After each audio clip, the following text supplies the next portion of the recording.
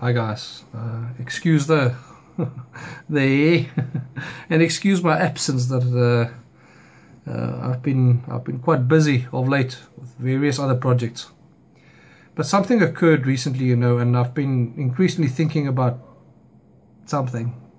I felt the need to make a video about this. Now I'm probably going to get a hell of a lot of backlash for that. It's a risk that I'm willing to take. It's a bit of a scripted video, so I need people to bear with me, and if there's any errors in my pronunciation or whatever, just bear with me. I've come across a very interesting discussion in the comment section of Jaylene Williams on Facebook. As to who and what Jaylene Williams is, I'm rather unaware. At some point I decided to put my fear of persecution from friends and family about my atheism on the back burner and just follow the atheists on Facebook that I tend to enjoy most on YouTube. Jaylene's friend request came out of the blue the one day, and when I saw she had mutual friends from the same circles, I accepted her request. We had zero interaction since then. She then posted a link to a video made by Goodfellow wherein he asked a multitude of questions about the feminist movement. Jaylene promptly poked Aaron Ra to answer these questions, as Aaron has thrown his weight behind the feminist movement quite prominently.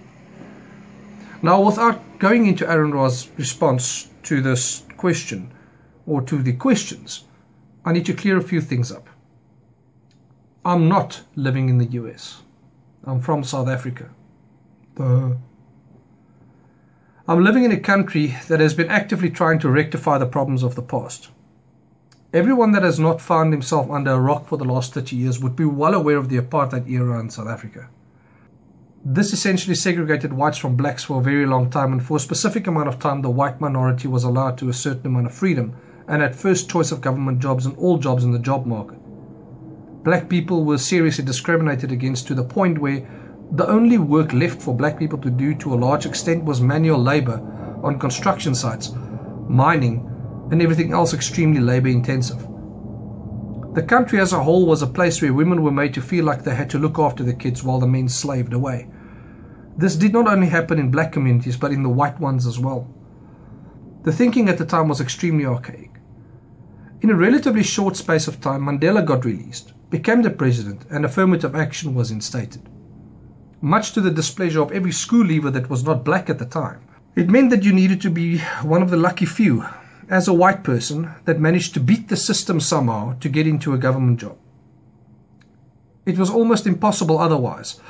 I was part of the generation that felt the full brunt of affirmative action, as it was instated at the same time of me finishing school. It was easy to become jaded as all your white male privilege got stripped away and you went from a bright-eyed teenager with the world being his oyster to a mere blip on the radar of society in the space of a year. Black women were given preference in almost all in-office government positions. Top-ranking positions were reserved for black men. The hierarchy became something like this: black females, black men, people of other races, black disabled persons, white disabled persons, white women, and then finally, white men. I had no prospect to further my studies as the new systems in place did not adjust fast enough to make room for easy study loans. Study loans were intended for those whose parents could afford to make the payments. It took some time before study loans were available to students who, could pay it off once they assumed any position in the private sector, and not before or while they were studying full-time. My first job was that of a fuel pump attendant. One of the lowest, most degrading jobs you could ever have over here. It afforded me the opportunity, though, to work alongside black men that I would never have dreamt previously, possible. Guys that earned the equivalent of $200 per month to sustain a family in a metal shack in a township 20 miles from their place of work. I got to have a unique inside perspective about the culture that has become ingrained in the South African black man. The lessons I learned stood me in good stead over the years, seeing as I slowly rose through the ranks to the point where I found myself in my first proper office job at the age of 24. Ingrained racism existed all around me. It was not one-way street racism, though. Black people was just as racist towards whites as the other way around. Fast forward 20 years since I left school, and this is the facts that I can share with you. Everything I have today, I worked damn hard for. I relied on no one to hand it to me based on my skin color or my gender. I have zero tolerance for any form of gender bias or racism. I have dated many women in my lifetime, and it just happened that the woman I married was not of my race.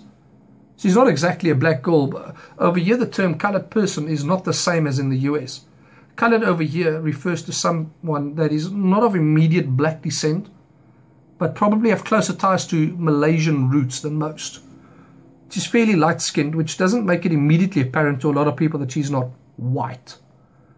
Me describing this should not be seen as an attempt to justify my inherent racism and my choice to marry someone I would normally not have. I'm trying to paint a picture of our culture and the difficulties I face as someone still trying to come to grips with a changing culture in my own home country. I will freely admit that my first impression of feminism was not a good one. I'm more than willing to concede that the same can be said of Islam than can be said of the feminism movement. Just because the extremists make the news headlines, it does not necessarily paint an accurate picture of the commonly accepted paint-by-numbers picture that encompasses both in practice. It is easy to dismiss the claim that Islam is a religion of peace when you witness a brutal stoning or beheading of someone in the name of the religion. It is likewise very easy to dismiss feminism on the grounds that they are fighting against the presumed threat of white male privilege, when all you see and hear of are those found in the corner of a specific fringe feminist group. I do consider myself a feminist. I want equal rights for all, something feminists are actively pursuing according to the more liberal mission statements you will find. I do, however, have difficulty of calling myself a feminist in public, and here's why. Feminists are rarely heard from when the injustice in society is not directly affecting their demographic, which is women. If a man is raped, either by another man or a woman, and excuse the pun, screw those people who don't believe it can happen. You rarely find a feminist voice going up in arms about it. When a woman is raped, the voices are all of a sudden released in a chorus of condemnation of the male populace that can't seem to understand the basic principle of no means no. I have a very real problem with the fact that statements like "teach men not to rape" is slung around. Likewise for the statement "real men don't rape." First mention is extremely patronizing. I understand that all society accepted norms and morals dictate that stealing, murder and rape is bad. I also accept that children are taught from a young age to not steal or kill. Likewise, it's great parenting to teach your child that having sex with someone against their will is bad behavior. But we are not talking about men here, we're talking about children. To classify a male child as a man, I feel is extremely disingenuous. Unless the statement literally means that male grown-ups should be taught not to rape. And that is where my noodle gets cooked, as rape is not an act that can be taught away. It is highly unlikely that a possible rapist can be identified ahead of time, so that the future offender can be targeted with sufficient education as to not rape someone in future. That statement thus implies that all men should be taught not to rape, and that is where my problem lies. I will not allow myself to be subjected to a doctrine that vilifies me simply because I have a penis between my legs. I will not allow a doctrine to tell me that my penis automatically makes me a prospective rapist. I am made up of more than just my gender.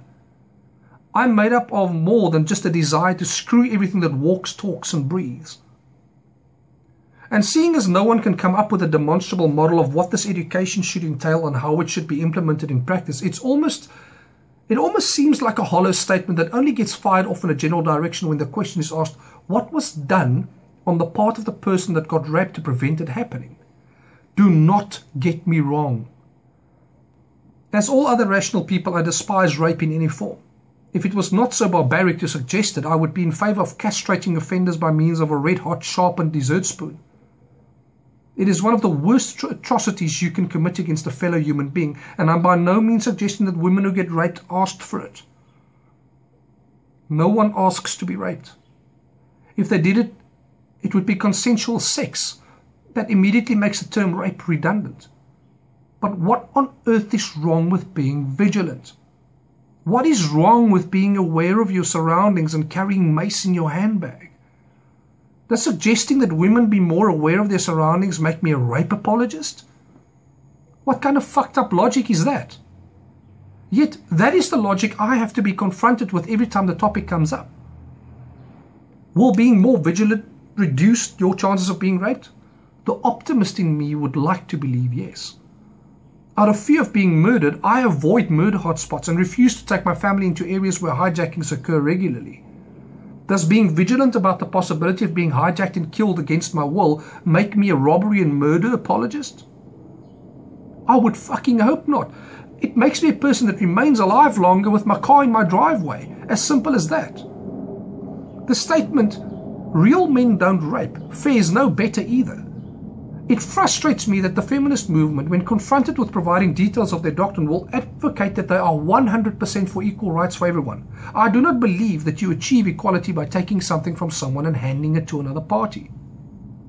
As a rule, a lot of women still perpetuate the image of damsels in distress.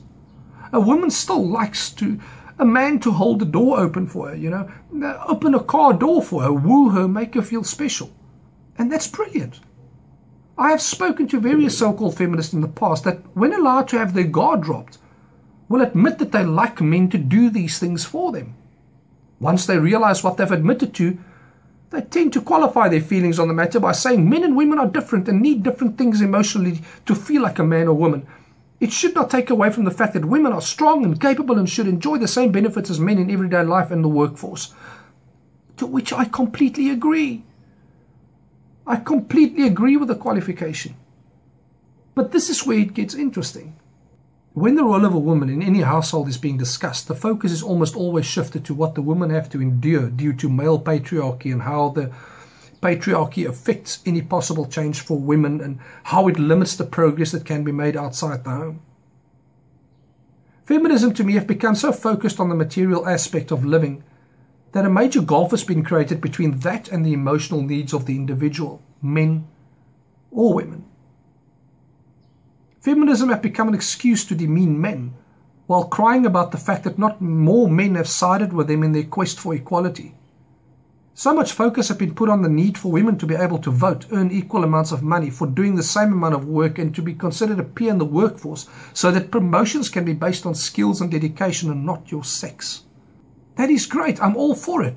But where have the attention to the emotional aspect of interactions between men and women gone? An insurance company in South Africa called First for Women have been in existence for a few years now.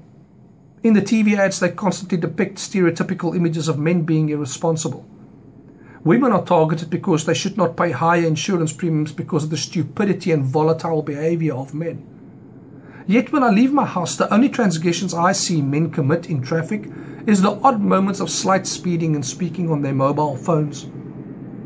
I have noticed more women applying makeup in traffic in the mornings on their way to work, while their mobile phone usage was substantially more than the men I noticed.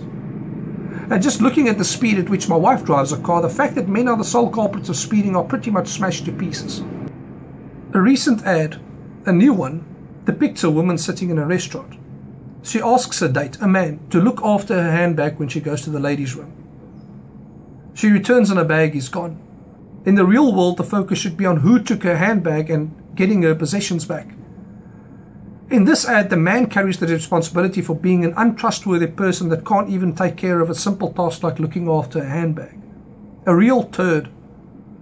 The ad then tells women that there are things you can do to make your life more man-proof. Get your insurance from us and we will give you handbag insurance up to X amount of money. If a similar company came to prominence, where men were offered insurance to counter stereotypical female behavior, the world would lose their collective shit. Where are the feminists fighting against this kind of behavior? Where are their collective voices condemning the practice of demeaning men to benefit women? Show me a real-world example of an instance where feminists actively spoke out against something like this, and I will show you dozens of instances where they don't. It doesn't affect them, so they don't speak out. Similarly, it has become the norm to create organizations in South Africa where black business is being celebrated. That is great and worthy of support, but I can't help shake the feeling that a white business forum will invoke backlash previously unseen in this country, with every member of said group being labeled a racist. It's as if doing something, anything, in the name of your newfound identity have become acceptable, even though your new mindset are actively oppressing the end of the spectrum you would want support from. Feminists who thus claim that they are primarily fighting for equal rights for all while diminishing the importance of a demographic with their actions should thus be compelled to be honest. You are fighting for one demographic only, with carefully placed blinkers around your line of sight to block out anything that does not directly affect your target audience. Why are ads that demean men allowed to exist? Because it has become politically incorrect to speak out against a movement that is now commonly accepted as the norm. If you are not a feminist, you hate women and you wish to oppress them. If you are not supporting the right of women to do as they please, dress as they please, go wherever they please and make decisions that won't get them hurt, you are a rape apologist. If you carry a penis between your legs, you are automatically a rapist waiting for a suitable victim. If you don't open the door for a woman, you are a misogynist. If you ask a woman on a date, you are invading her space and not respecting her right to approach whoever she wishes to approach. If you rely on a woman to look after the kids after you got married, never mind the fact that evolution has given her the best possible tools, not just physically but emotional too, to be a better emotional caregiver than most men, you are fueling the patriarchy they are fighting against. Feminism has become a movement where certain aspects of being a woman are being shunned, where men are made to feel inadequate, and where the process of getting equal rights for women must be done at the emotional expense of men. Aaron Ra made it abundantly clear in his answers to that video that he stands by the fact that he's a feminist that fights for equal rights for all. By that mere definition, I would have to conclude that I'm a feminist too. I do not appreciate being made to feel like a second-class citizen just because I carry a twig and 2 berries between my legs. And unfortunately, the definition of feminism and the actions of mainstream feminism are vastly different from one another. Where does that leave me? Am I now forced to call myself a men's rights activist just to counter the inequities in thinking? Even though I know that in doing so I run the risk of being called a rape apologist and more. Just because. People have lost sight of what feminism is supposed to be. The fight has become so watered down that there's no room to be an individual with emotional needs only a significant other can meet without it somehow infringing on one of the party's rights. It has become a fight where reasonable men with significant contributions to be made have been rid of their voices, where they are vilified for having differing opinions on a course of action to take to get to the exact same destination. So I'm forced now to still call myself a feminist, because what the fuck else is there that won't drown my voice out completely?